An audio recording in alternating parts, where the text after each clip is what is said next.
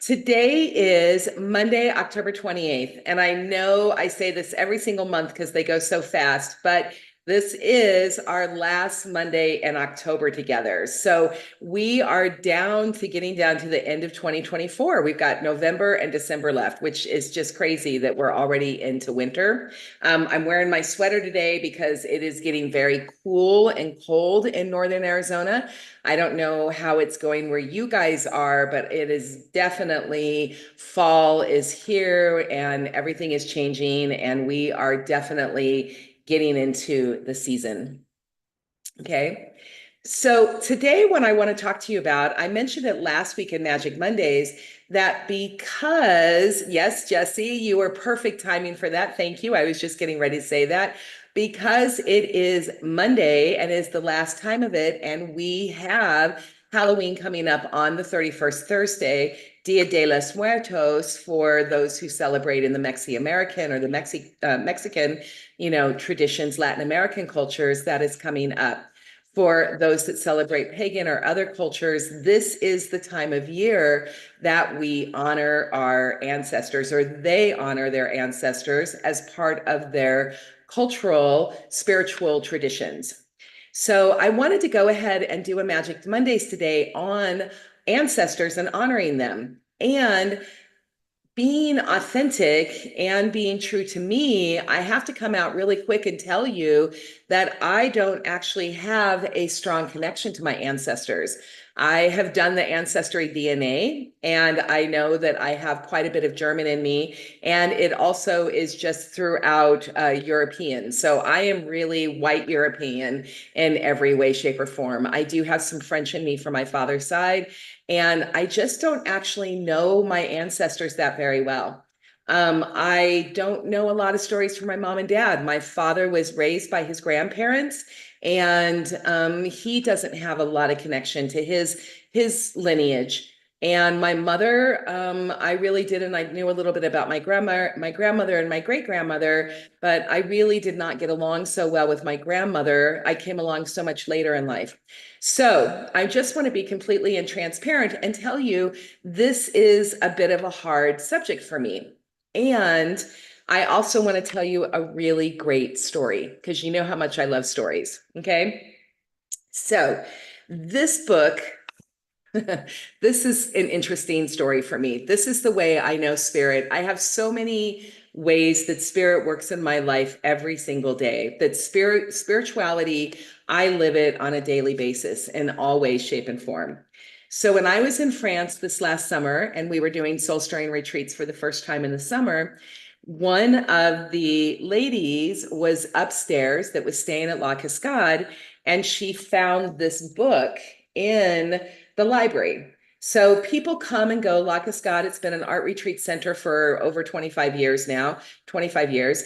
And people will come and they will bring books and for their own entertainment, and then they will leave them, or they will just kind of have like a lending library. So this one, which is Take Back the Magic, Conversations with the Unseen World by Perdita Finn. She is the co-founder of the Way of the Rose. Okay. So it's interesting. I'll tell you another thing about it, but Take Back This Magic. So Nancy, one of the students, brought this book down, and she said to me, she said, Jen, I started reading this book and it's not for me. I know it's not for me. And as I started reading it with the first chapter, I knew that I was supposed to give it to you. Now, Nancy has a very strong Christian faith, and she's very active in her church. Good morning, Jill. So she's very active in her church, and she definitely has signs that she speaks to, and she gets signs, and she does her prayers all the time. So she said to me, she said, I know, Jen, that this book is for you. So I thought that was pretty great. So I picked it up and I brought it home on the plane. And I just want to read you, there's an inscription in it. I don't know if you guys can see it, but there's an inscription in this book. And it actually says, to the guest of La Cascade, may this profound book touch your soul and connect you to the unseen world. It is so full of magic, right? So I thought that was great. She writes in script writing, so it's a little bit read. And then it says a gift from, and it says, and it was actually gifted in September of 2023. So that would have been after my retreat in 2023 and before I came back in 2024. So it's really quite a beautiful book. It is a story of this Owns woman's beginning of her connection with her ancestors and how she healed a very, very difficult relationship that she had with her father through writing him letters. And the letters are in this book as well. And she writes absolutely beautifully. So this is the book I really wanted to mention to you guys today because that has been helping me. This book that was a gift that came from America to France to La Cascade, all the way back home for me with France, where I will be taking it back this next summer to gift it back to La Cascade and to other people who are going to have it. This is the book that has really helped me understand and start working with ancestors in a very meaningful way. Okay. So just want to do this. And then the really interesting thing is she's co-founder of the Way of the Rose.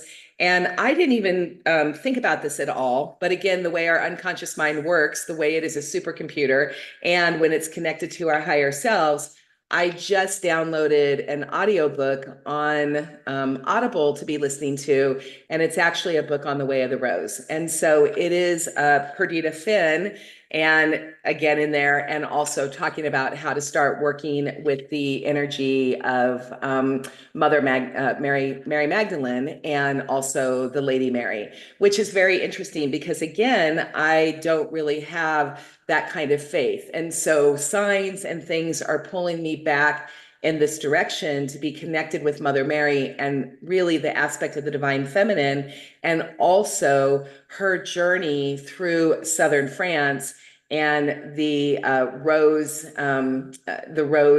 I'm trying to think divinity, right? The rose, you've heard it, the rose that runs through.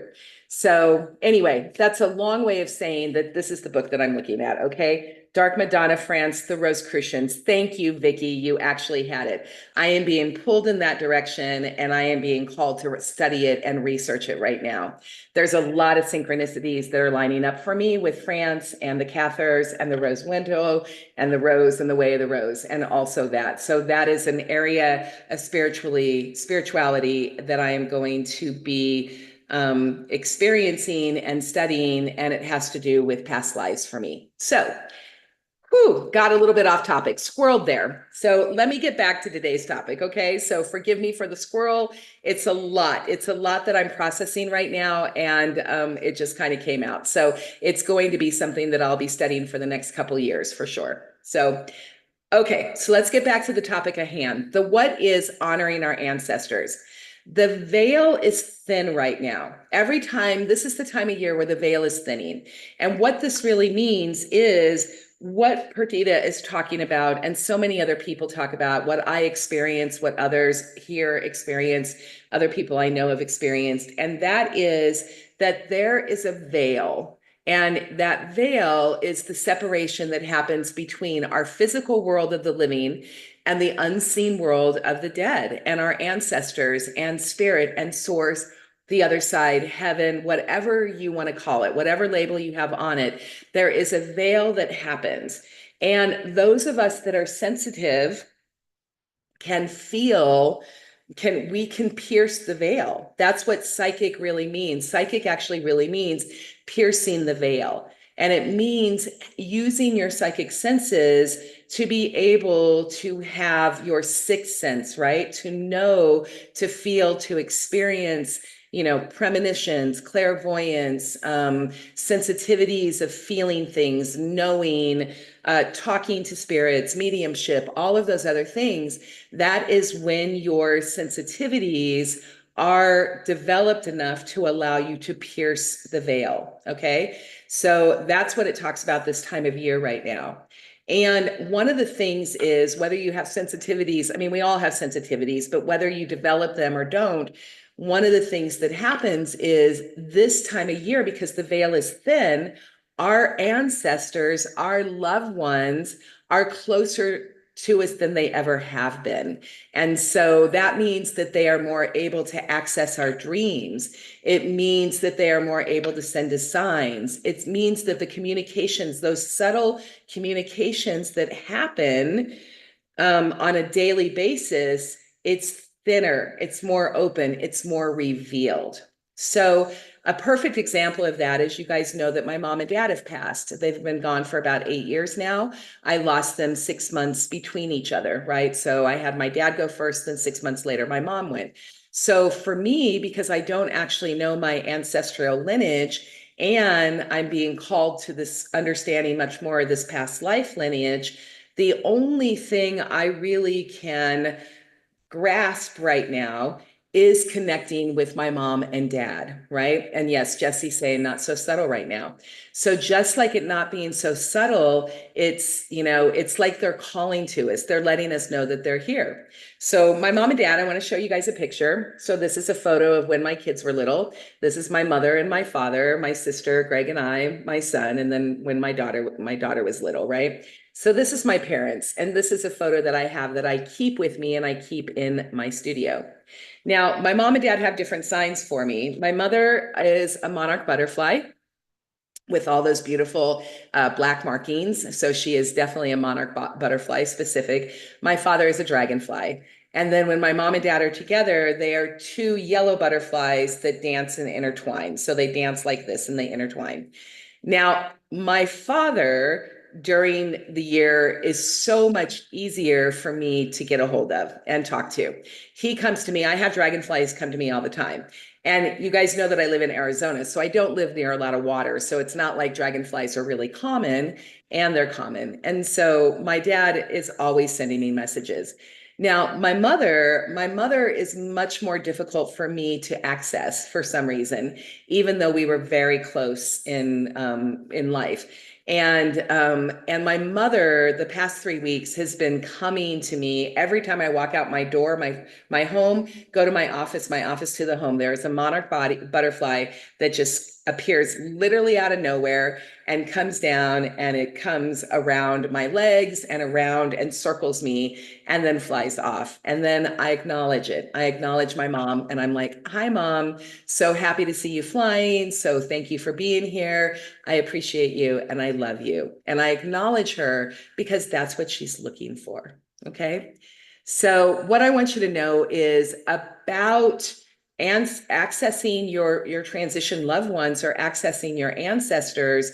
You can do this any time of year. And particularly things like crossed over mother, father, grandparents that you were close to, siblings, aunts, uncles, anybody who you're very close to. One of the best things to do is to actually put their birthdays in your phone, in your calendars, and acknowledge them on their birthdays. Also, it helps for those that are closest to you to put their anniversary of their transition in your calendars, and then you can acknowledge them on those days of their transition. Now, it depends on where you are in life and what's going on. I actually like to make a transition cake. So I'll make a cake for my mom or my dad, not on their birthdays, but on their transition. Because in my mind, that was when they transitioned from this lifetime into the unseen, the great adventure beyond. And I like to see that as a new beginning for them, right? So they got their next birthday. It's like their second birthday, right? Well, depending on how many past lives we had, but it's their second birthday. It's when they got to be rebirthed, reborn, And so I like to make them a birthday cake those times of years. And this time of year right now is the most perfect time for acknowledging your transitioned loved ones, and your ancestors, if you have a good lineage and a good connection to them. Okay. So this is the time of year that I said we're going to see more signs. Jesse popped in and said they're not so subtle right now. They're not. So this is a great time that if you just open your eyes a little bit wider, if you open up your senses, you go into Hakalau, right? I've talked about Hakalau. That's where instead of being in foveal vision, you actually take your awareness and you expand it so it's in peripheral vision. So you're able to take in that much more information. And then you start working with your senses to see more of the signs. You know, feathers are usually angels or loved ones, depending on what you see, what colors you see. Different colors have different meanings. That's a sign of them. Objects, you know, it's very interesting this time of year. I have different objects around the house that belong to my mom and my dad, and I have them in a safe place. I'll have them in a drawer, I'll have somewhere, and the next thing I know, I'll be going around cleaning my house, and this object that has been in the drawer for the entire year appears on my office desk. You know what I mean? It'll appear here or appear somewhere, you know, in the kitchen, or it just literally, like, my father took it out of the box, you know, took it out of the drawer and moved it and put it right in my way. So I'm going to see that he's there. So that's what I mean by not so subtle signs. You know, the rest of the year, he's a dragonfly. This time of year, he's actually taking his personal watch, his personal items, and he's taking them out of the drawers and putting them where I see them. And I kid you not, it happens. So, you know, that's what's happening. So that is really fun. So I would love to hear, as I'm talking about this stuff, you guys, I would love to hear if anybody share any strange, crazy, fun stories of anything appearing, or your ancestors, or signs you've seen, or any of that stuff. I would love to hear about it in the chat and go back and read it. So, you know, so here we go. Okay. Okay. So I'm going to keep going this. I have, Susan, I'm going to comment with you, but I want to keep going for this. Okay. So the other thing you can do during this time of the year that's really great is you can just create an altar for them. Okay. And it doesn't have to be a big thing. It just be a little table. It could be a corner. It could be in your bookcase. It could be whatever you want to do, but it's really great to do an altar. That's what Dia de los Muertos does, is it does an altar, you know, and on that altar, you can put a photo of them if you'd like, you know, stick a photo. You can put a photo of you in them. You can put anything that is a good memory for you, and you have it. So like my altar, this photo of mom and dad's going to go here.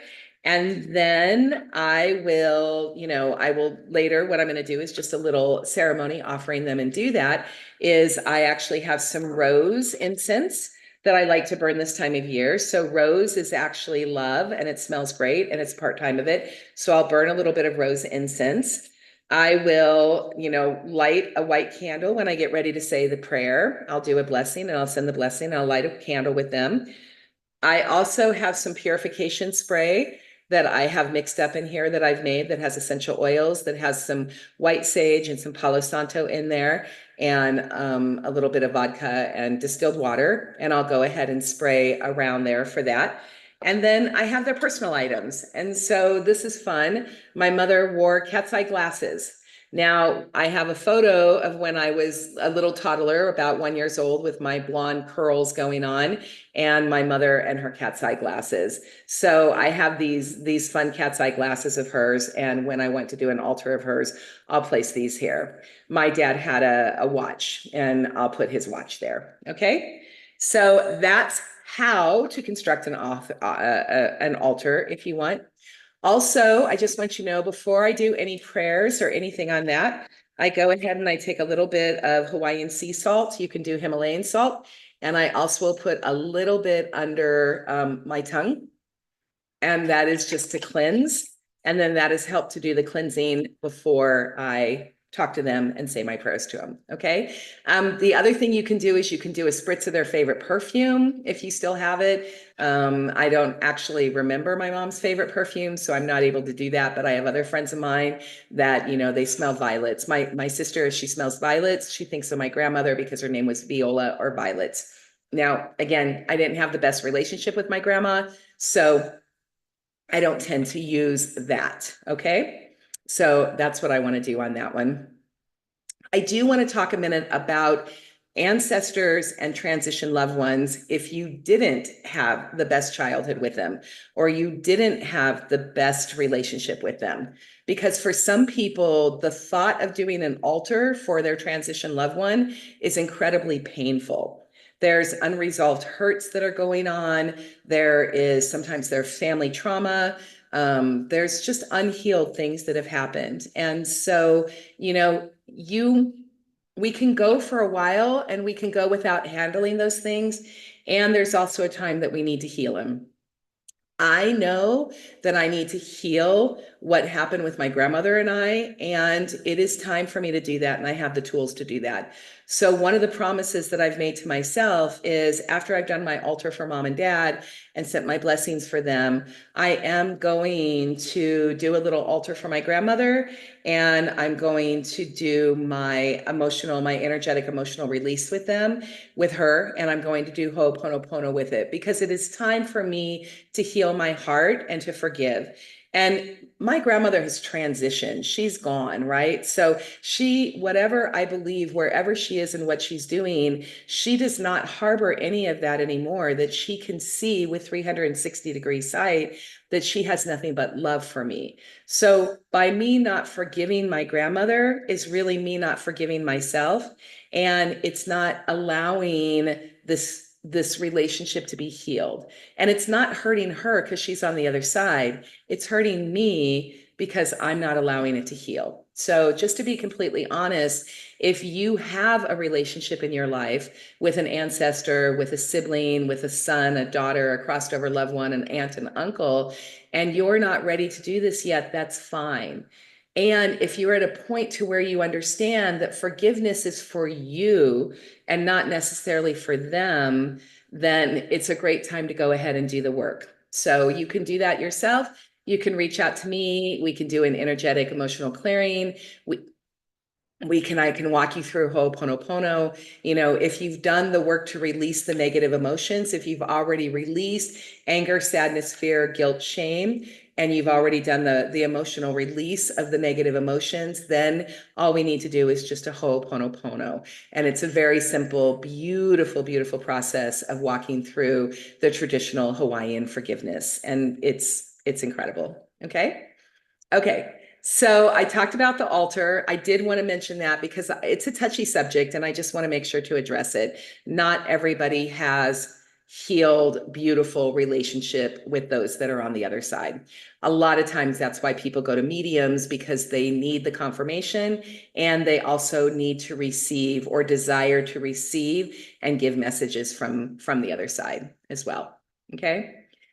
The other thing I did want to talk to you about, I love that people have brought up the songs for the messages, because that was it. That Carolyn says her sister always sings in songs, typically Billy Joel, and that Jesse has loved ones come in with songs. I have songs come up all the time. And so it's very interesting because with my mom, again, I wasn't raised in a very Christian religious household. And one of my mother's favorite times of year was Christmas, and her favorite Christmas song was "What Child Is This?" So, excuse me, I will get to the readings, you guys. It's bubbling, the energy. So one of the things that as I think about mom, I will pull up on Spotify, I'll pull up "What Child Is This?" and I'll go ahead and let that song roll. Again, not so much for the song itself and what it means to other people, but what it meant personally to my mother. And then my father, oh, you guys, my father was a character, and he loved Hoagy Carmichael. And Hoagy Carmichael was this silly singer songwriter from the 1940s. And he loved this song, and it was from 1947, Hoagy Carmichael, and it was called "Huggin' and a Chalkin'." And it is it's a terrible song. Like, it's absolutely awful. It's like, in this day and age, you cannot get away with doing anything like that because it is fat shaming at its finest, right? It's terrible. And my father just got cracked up by it, and he laughed about it every single time. So it's such a terrible song that I can't listen to the whole thing, but I can go onto YouTube and I can find it, and I can allow a few bars of the Hoagy Carmichael song, "Huggin' and a Chalkin'," to play. Again, it's not about me and the fact that this song triggers me. It's about my father, and he loved it, and he sang it, and he would shuffle through the house and he'd sing this silly little song to my mom, and it was, it was sweet, even though it's a terrible song. So I will allow that to honor it. So the thing is that when we are honoring our past loved ones, we're honoring them and their life here, which means we are taking pieces of them, their favorite songs, their personal objects, their favorite flowers, their favorite smells, whatever it is, and we're honoring them. So it's not so much about our response to those things as it is their response to them, and us saying and how much we love them and we miss them. Does that make sense? I hope it does. Okay. So the other thing I want you to do is that just know that however you choose to do this is perfect. If you don't want to go to a full-on ritual with it, you don't need to. If really you just want to, in your mind, have the thought of grandma, have grandma come up, see her in your mind, and then just send her love energy. You know, if you had a great relationship with her, just let it be as simple as that. It doesn't have to be complicated, okay? It can be as simple as sending love. It can be a full-on ritual. It can be a, you know, in pagan religions and other things, it's a summoning cell where they go through a ritual to summon. And to me, there's no difference between a summoning spell and a prayer. It's just a call, right? A ritual is taking time out from daily life to be in the spiritual moment, to have an experience where you're bringing as above, so below down into the physical. That's all it is. Okay. And then the last thing I'd love to give this to you is that if you would like to increase your intuition, your psychic sensitivities, then ask your crossed over loved one after you've said and done what you want to do, ask them for a sign. And particularly this time of year, you can have a specific sign. So for example, this ritual I'm going to do with my mother and my father this week, I am going to ask my mother to send me a very specific sign of something with cat's eye glasses. Okay. So, you know, it's her cat's eye glasses. So maybe I'll see a butterfly with cat's eye glasses. Maybe some commercial will come on TV and it will be cat's eye glasses. You know, cat's eye glasses are not in trend anymore. You don't even see them. So I have no idea how I'm going to be able to find them. And yet I believe that my mother is going to send me a sign somehow of cat's eye glasses to acknowledge that I did this with her. Okay. And then my father, I'm going to ask my father for something Hoagie Carmichael. I mean, how random is that, right? Nobody even knows who he is. It's so old. It's so long ago. And yet I'm going to ask for something with Hoagie Carmichael. And when I receive those, I'm going to know as a convincer beyond a shadow of a doubt that my mom and dad are on the other side. Their souls are still alive. They are still with me and they are still looking out for me and wanting me to have the best life that I possibly can. And really, that's what communicating with the dead means. That's what this book is. You know, she has a part in here, in a sentence in here that's absolutely amazing. And she says, we do not, beyond a shadow of a doubt, know that God exists. Okay? We don't. And beyond a shadow of a doubt, we know the dead exist because they were here, you know? Now, I don't know how I feel about that. You know what I mean? That's kind of an interesting, you know, could be a polarizing statement, you know, because I definitely believe in a higher power. I believe in source. I believe in those kind of things. And I believe that the dead exist because I know they exist because they birthed me, right? My parents birthed me. They created me in birthed me. Their parents birthed me. Our lineage and our ancestors goes back. And so I am here because they lived. And I know that beyond a shadow of a doubt. Okay. Oh my gosh, Vicki, I'm getting tears in my eyes on that one. Okay. So ask for a sign. And then the only other thing I really want to tell you is petition your transition loved ones. Ask them for help. You know, one of the things I loved in this book that she talked about is that they are collaborating with the dead. They are standing by us to help us overcome obstacles, seize opportunities, and answer our yearnings. They long to be involved again, and they have resources that we cannot even imagine, right? That was directly taken from Perdita's book, and I love it. And it says, give them tasks because it offers them the possibility of an ongoing relationship with us.